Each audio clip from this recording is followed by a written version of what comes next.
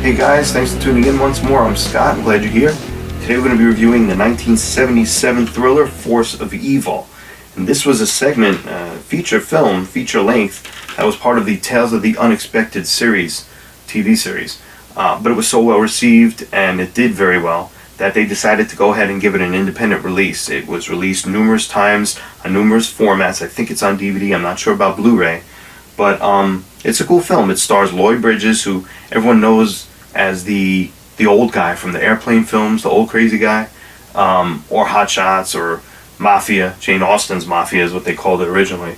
But Lloyd Bridges was interesting because much like Leslie Nielsen, who everyone knows from Naked Gun and Wrongfully Accused and all those movies, I think pre-1980, all these guys were doing serious dramas, TV dramas, and appearances in films of a serious nature. And then it seemed like when 1980 hit, everyone got goofy. You know, Police Squad and Airplane and all that stuff came along, and these guys nailed their comic timing for these slapstick roles, but they were really serious and good, effective actors back in the day. So Lloyd Bridges was no exception. He was the star of this film, along with Eve Plumb, who played Jan on the Brady Bunch, the original Brady Bunch, and William Watson. William Watson was best known as, I guess, a character actor who had appearances, guest star appearances on anything from Chips to, you know, I think he was on Magnum P.I., Dallas. He was in the Heat of the Night from the 60s. He had a lot of films like that. He had a familiar TV face, and he was in some films as well. But this film is basically Cape Fear. If you guys remember the original Cape Fear, I'm even talking about 1991. Obviously this one predates that, but it's a very, very similar story.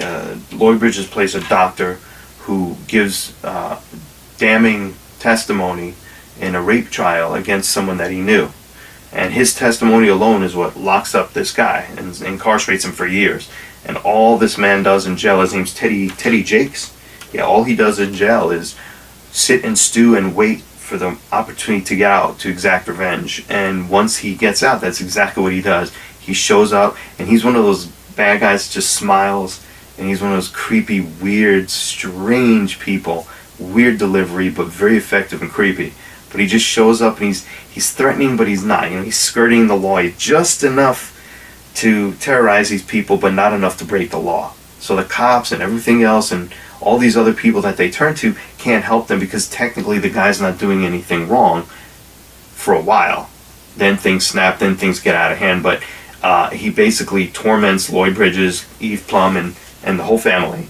And it gets pretty bad, it gets pretty intense. And they have no way to turn to. So they have to basically fight this guy on their own and, you know, get to the bottom of everything. I don't really want to give anything away with this film. There's a lot of different elements in play in this film. The cover is really cool. I'm going to do a punch-in so you guys can see it. But yeah, it's a good film. Very well executed. There's some cool parts. A lot of it's predictable. It's nothing... And now we've seen this... Nowadays, we've seen this story time and time again.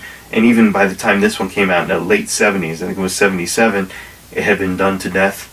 But it's done well, and it's executed well, and it always means, you guys know with my reviews, it always means to me when there's good performances behind things, the execution is what matters. I don't care if they do the same material, as long as they look like they are giving a shit, it holds a lot of weight with me.